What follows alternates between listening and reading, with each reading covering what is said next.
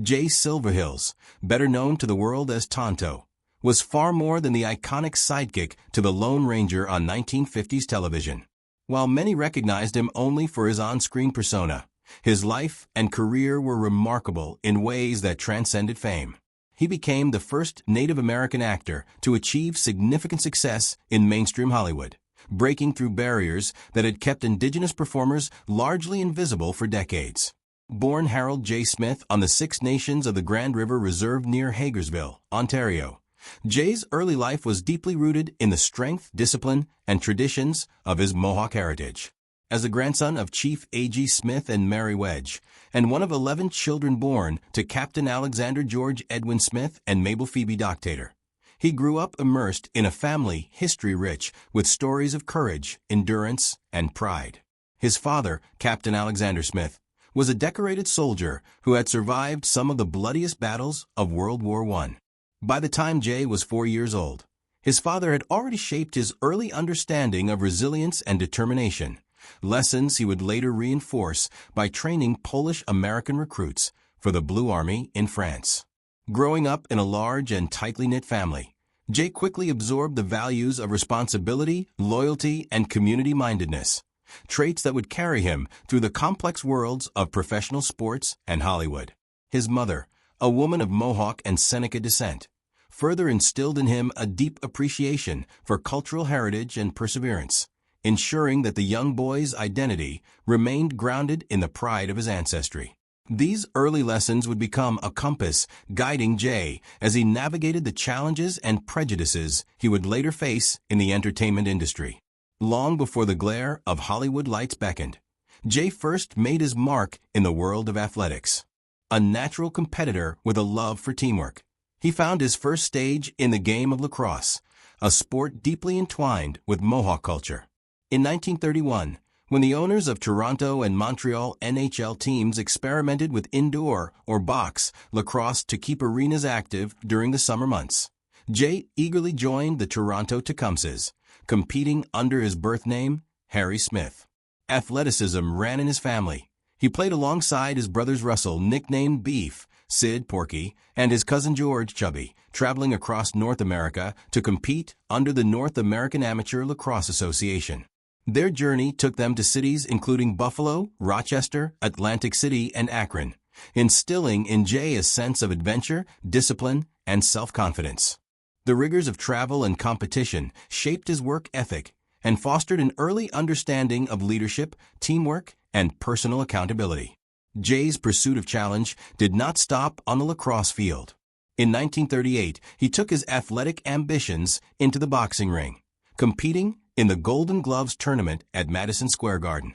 He finished second in the middleweight division, a testament to his physical strength, endurance, and unyielding determination.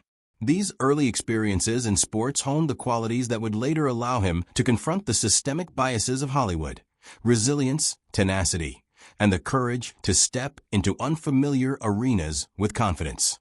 Sports not only molded his character, but also exposed him to broader social circles and urban landscapes, giving him perspective and a sense of possibility that extended beyond his reserve upbringing. Jay's transition from athlete to actor occurred somewhat serendipitously in 1937 while playing box lacrosse in Los Angeles. Actor Joe E. Brown noticed the young athlete's presence and suggested he try a screen test. This offhand recommendation opened the door to Hollywood, where Jay began working as an extra and stuntman under his birth names, Harold Smith and Harry Smith. The work was grueling, often involving long hours, physically demanding stunts, and modest pay. Yet these experiences provided an invaluable education in the workings of the film industry. Gradually, he adopted the nickname Jay Silvers, a moniker he had earned during his lacrosse career, and it was under this name that he would eventually become legendary. By the 1940s, Jay had begun securing more substantial roles in feature films, including I Am an American 1944, Captain from Castile 1947, and Cargo 1948, appearing alongside Hollywood luminaries such as Tyrone Power and Humphrey Bogart. Despite his growing visibility, he remained constrained by the pervasive stereotypes of the era, as Native American actors were typically cast in narrow roles that adhered to Hollywood's limited imagination of indigenous identity. Nonetheless, Jay's talent, commanding presence, and professionalism enabled him to carve a niche, earning recognition in an industry that had historically marginalized actors of Native descent. His early film experiences provided both exposure and practical training, laying the groundwork for his eventual breakthrough on television. That breakthrough arrived in 1949 when Jay was cast as Tonto, the loyal companion of a Lone Ranger, in the first television Western series. From 1949 to 1957, he portrayed Tonto on every episode, also reprising the character in the film adaptations The Lone Ranger, 1956, and The Lone Ranger and the Lost City of Gold, 1958. The role catapulted him to national fame, solidifying his place in American pop culture. However, it was not without its challenges. Jay faced typecasting, frequently offered roles as warriors, chiefs, or sidekicks, and was compensated less than his white co-star, Clayton Moore. Even the name Tonto, which translates to fool in Spanish, became a point of frustration, symbolizing Hollywood's narrow perception of Native Americans. Jay himself candidly referred to the character as stupid, reflecting both the limitations of the role and the systemic biases within the industry. Determined to leverage his influence for broader change, Jay co-founded the Indian Actors Workshop in 1966 alongside fellow actor Will Sampson in Echo Park, Los Angeles. The workshop served as a safe space for indigenous actors to develop a wide range of skills, including elocution, stunt work, audition techniques, and confidence building. Jay's vision was to empower Native performers to pursue meaningful careers beyond stereotypical roles, providing the tools and mentorship that he had often lacked early in his career. The workshop became transformative, guiding generations of actors and helping to reshape the representation of Native Americans on screen. Throughout this period, Jay continued his acting career, appearing in television series such as Daniel Boone, Love, American Style, The Brady Bunch, and Dusty's Trail, as well as in feature films, while also embracing sketches and commercials that gently parroted his Tonto persona, demonstrating his capacity to reclaim and redefine his public image with humor and grace.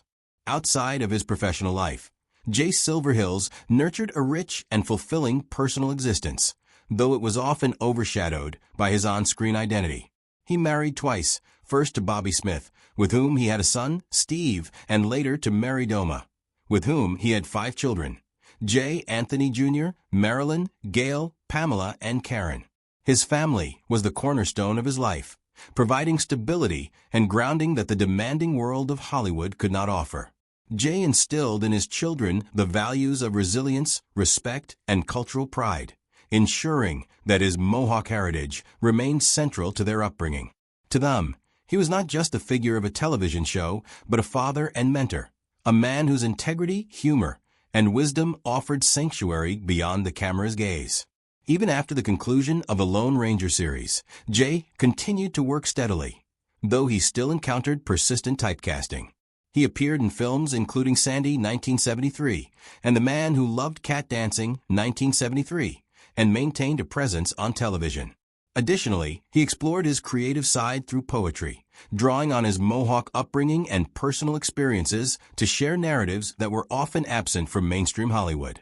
These creative endeavors reflected his dedication to shaping his identity on his own terms while advocating for authentic and nuanced portrayals of Native Americans, merging artistry with cultural advocacy.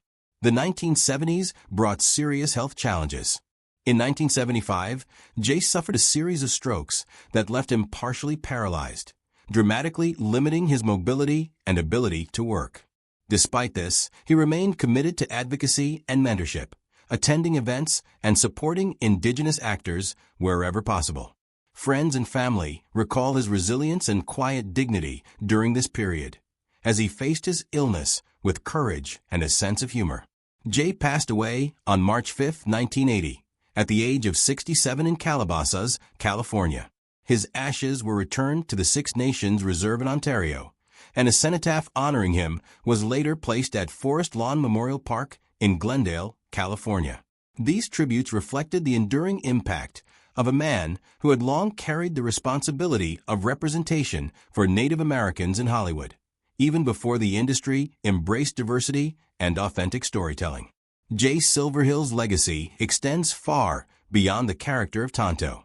By opening doors for future generations of Native American actors, including figures such as Tina Keeper, Michael Horse, Peter Kelly Godrow, and Tom Jackson, he ensured that authentic representation was no longer the exception, but an expectation. Through the Indian Actors Workshop, he provided training, mentorship, and a nurturing space for aspiring actors, helping to ensure that Indigenous talent could be recognized as skilled, multidimensional performers rather than caricatures. His influence continues through the efforts of his family. His grandson Jesse Silvers wears the traditional buckskin outfit of Tonto at public events, educating children about his grandfather's life, bravery, and contributions, while his son, Jay Anthony Jr., continues storytelling imbued with cultural pride and lessons in resilience. Jay Silverheels' life exemplifies perseverance, community commitment, and cultural advocacy. Despite facing typecasting, unequal pay, and occasional disrespect, he maintained dignity and leveraged his fame to empower others. His life demonstrates that legacy is not measured solely by celebrity, but by the doors one opens, the lives touched, and the barriers dismantled. Jay was more than Tonto. He was an athlete, mentor, poet, advocate, and pioneer whose influence continues to resonate. His journey illustrates that true courage involves not only personal achievement, but also the empowerment of others, the preservation of heritage, and the reshaping of societal narratives.